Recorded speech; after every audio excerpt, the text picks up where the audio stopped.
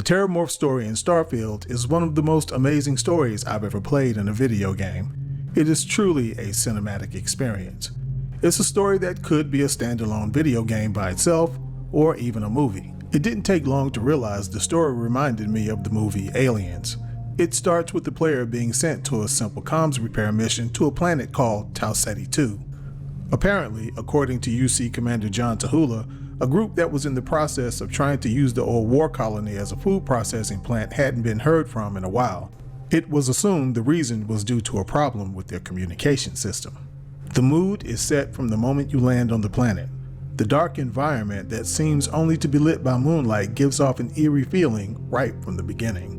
Unfortunately, when you arrive at the processing plant, you immediately get the feeling that the lack of communication from the settlers probably has little to do with their communication equipment. This especially becomes true after hearing what sounds like an inhuman scream coming from the distance. Your objective is immediately updated to investigate the screams, which sends you further into the settlement. The facility seems completely abandoned. Then suddenly in the distance you see a woman through a window. The fact that she doesn't come out to greet you is a clear indicator that anyone outside of the facility is in danger. But she at least seemed to be relieved to see you. Either I got hit harder than I thought, or you've got some incredible timing. Regardless, I think it knows you're here. I'll unlock the door. Second floor, main building. But be quiet. As I slowly and methodically worked my way to her location, I had a feeling that Sarah and I were being watched. A sense of paranoia had set in, especially since we roamed a facility that was once populated but is now completely abandoned, almost as if the people who were there just simply vanished. Finally, I made my way to the woman's location. Upon introduction, I discovered her name was Hadrian and she's a UC researcher. She informed me that the scream I heard was from a special type of terramorph creature that she was there to investigate. She also informed me that the beast was freely roaming around the settlement. As bad as that was, it wasn't the most shocking revelation concerning the creature. Among apex predators, they're the pinnacle. Resilient, agile, smart, and their mental prowess only increases with age. Some can even dominate the minds of weaker species, keeping them as pets, livestock, or toys. They're creatures without peer. And of course, just when I was thinking to myself how great it would be not to run into such a creature, she drops a bomb on me. To confirm my suspicions about this creature, I'm going to need a tissue sample from it. And to get that, I need its corpse. But there is a way we can give ourselves an edge against this thing. The plant security system. The admin terminal's here in this building, but it needs its connection reset. And as I found out, that's not a one-person job. But if you can make it to the security outpost and restore the connection, I think I can get things back online. See if the settlers left us any other tools. So of course, without hesitation, Sarah and I set out to bring the security system back online.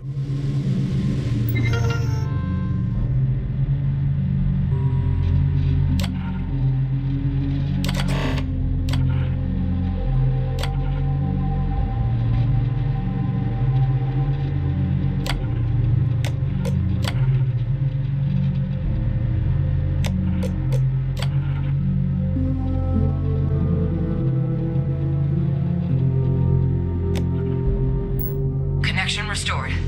I'll make this quick. Plant's turrets took a beating, but I should be able to get you a couple of kill lanes. Just get the thing to chase you down the alleys between the buildings, and you'll lead it right into a crossfire. Hello.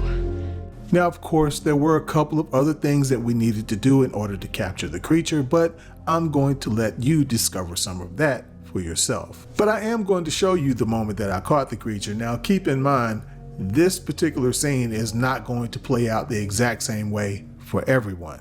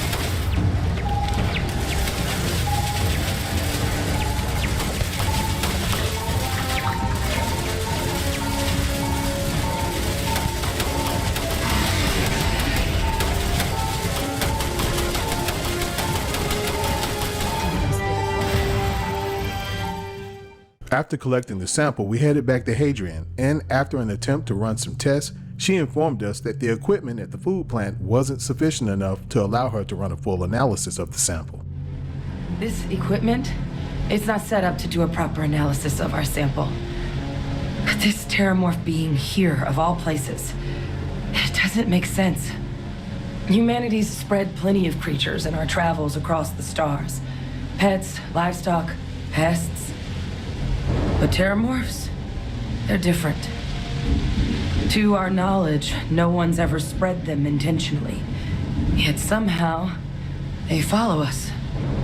So when humans settle a world, 70 to 100 years later, terramorphs tend to just appear. No one knows how or why. Dangerous, but at least predictable.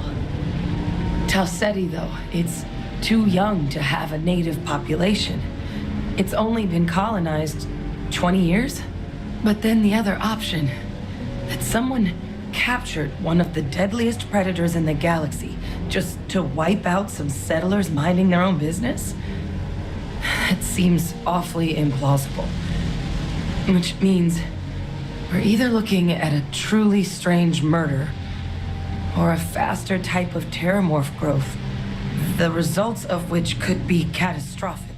Then Hadrian informed us of something shocking. They even took down an entire city once. A place called Londinion had to be quarantined due to a massive outbreak during the colony war. It's the only known loss of that scale, but it's the reason why any change in our relationship with these creatures needs to be taken very seriously. So the question was, how exactly are the terramorphs showing up at locations where they had never been known to exist? Because the equipment at the meatpacking plant couldn't provide her with the data she needed, Hadrian requested that I take the sample to a fellow researcher for further analysis. But we also need to get this sample properly analyzed, get confirmation on just how concerned we should be. Luckily, I think I know just the person to help with the sample. What would you say to delivering this to him for me? Yeah, I'd do it myself, but I need to call in some favors, see if I can't get access to that terramorph data.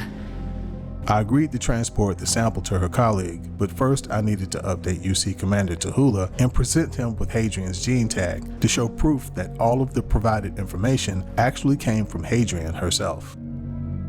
Turning the gene tag into the commander revealed surprising classified information regarding Hadrian's history and background. A gene tag? Let me see that. Sanan.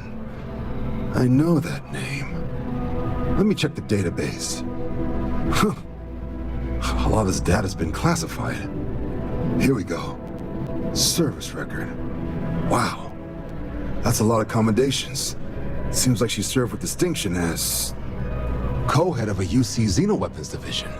Faced tribunal at the end of the colony war and was dismissed from duty. Guess that's why I'd heard the name before. If she's former Xeno warfare, though, well, we can at least be sure she knows her aliens.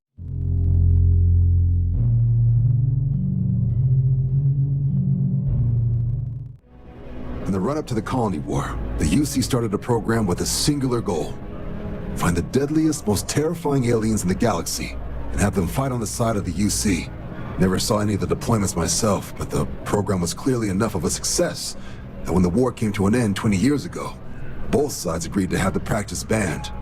At which point, I presume, this tribunal decided to cut Sanan loose. After receiving permission to take the samples to Walker, I headed to Mars where he was employed with the Trade Authority, only to discover that he had been missing for some time.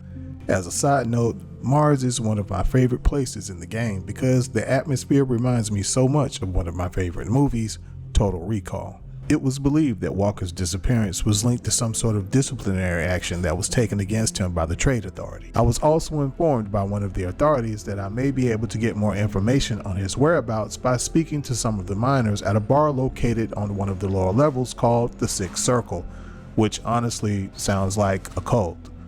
But the bar is also known as a Red Devils Veterans Hangout, which I also thought was pretty interesting. When I arrived at the bar, it was immediately made clear that topsiders weren't welcome. Broken Spear's upstairs. Go drown yourself there. This bar's for Devils vets and their kin. It wasn't easy, but after speaking to a gentleman named Lou Saavedra, the bartender of the establishment and Devil's veteran, I discovered that Walker's disappearance had more to do with his debt to the Trade Authority than any disciplinary action taken against him. Lou suggested that if I could do something about Walker's debt, he could come out of hiding, and the Devils would also consider it a huge favor. But before accepting the challenge of settling Walker's debt, I really wanted to know more about the Red Devils and Walker's connection to the group. Red Devils were the meanest Marine unit the UC Navy ever had. Couldn't get in if you hadn't done at least one stint as a Martian Dusty. Made us tough, reliable. It's why they chose us as the handlers for the UC xenoweapons. No other unit could handle that pressure. Percival, though, he wasn't a grunt like all of us. Science officer. Made sure the monsters behaved themselves around the Devils, and didn't with everyone else. But it was those monsters that did us in. When the colony war ended and the armistice came down, everything associated with xenoweapons got shelved, Red Devils included. I decided to settle Walker's debt problem. My original idea was to simply pay off the debt, but before leaving the bar, I spoke to a gentleman by the name of Cambridge Cooper, another friend of Walker. As it would turn out, Cooper was actually Walker's apprentice.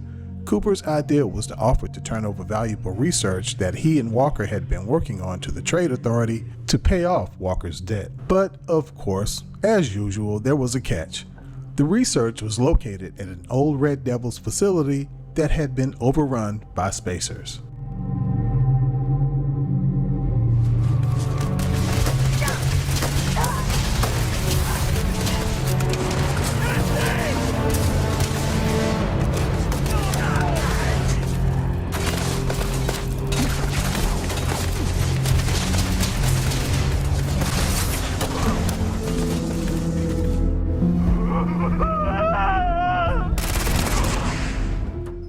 After an intense underground battle with the spacers, I headed back topside and took the data straight to Cooper.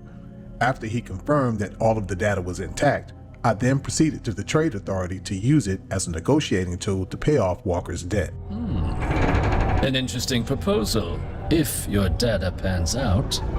But where's this hematite coming from?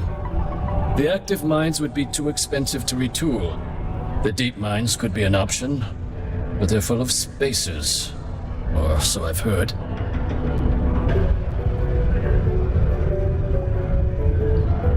Well now, that is intriguing. A completely untapped resource pool, and the sort of utility every mining firm in Sidonia would be clamoring to get their hands on. We could contract out all the actual lab work, bring on one of the hungrier mining concerns for materials, the licensing fees alone. And think what it would do for our image with the general populace. This mine, reopened thanks to the Martian Trade Authority. Very interesting indeed. And what do you want for the rights to this drug?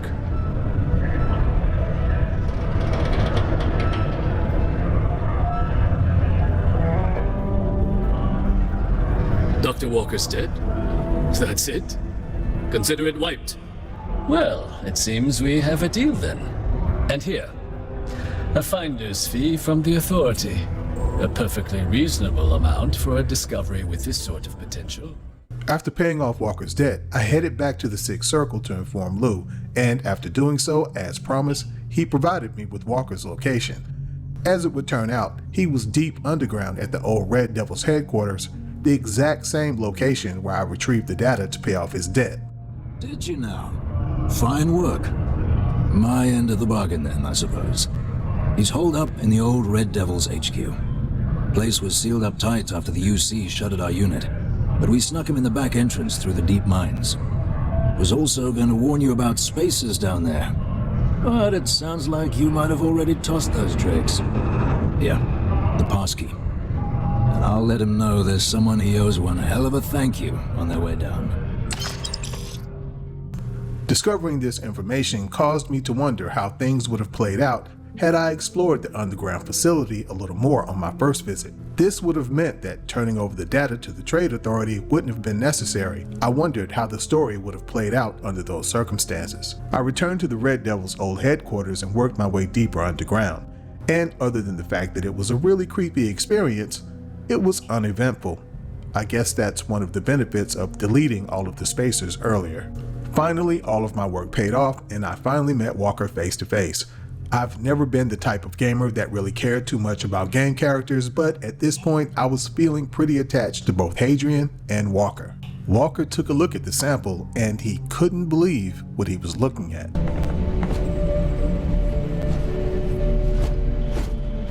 All queued up.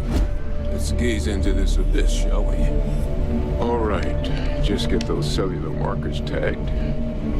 Wait, where are the markers? This can't be right. This sample, it's Londinion. I'll need to get this all in a slate.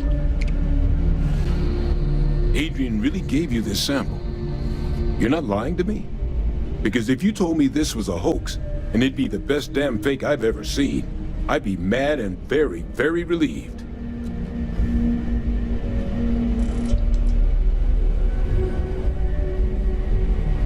Can't just humor an old man, huh? This sample, it's got all the indicators of the worst terramorph attack in human history. I presume you've heard of Londinion.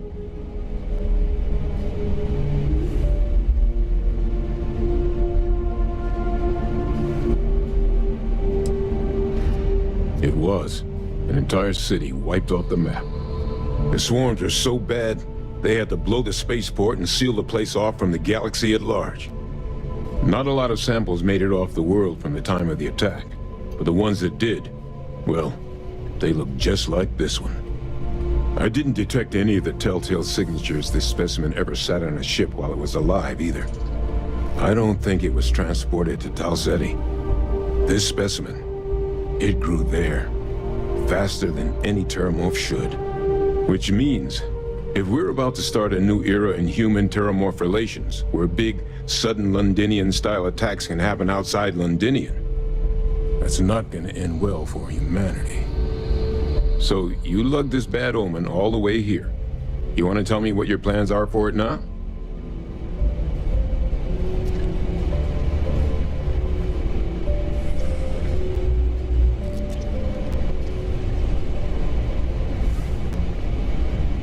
The circle, huh? Could use a drink about now. Here, faster we take the lift to the surface. Not supposed to use it, but given the circumstances, I'm inclined to just ask forgiveness. Let's get going. After connecting with Walker, it became apparent that the spread of the terramorphs is more than likely an intentional human-made problem. But this leaves two questions. Who would intentionally do such a horrible thing? And how exactly did they do it? To answer these questions, the story eventually takes us to where it all began, the city of Londinion. This will be part 2 of this series, which is still a work in progress. I really hope that you've enjoyed watching part 1 and plan to return to watch part 2 to see the story's final conclusion. If you've enjoyed what you've seen so far, please like the video and subscribe to the channel. Also, click that bell so that you'll be alerted when I post another video. And of course, thanks for watching. You seen this?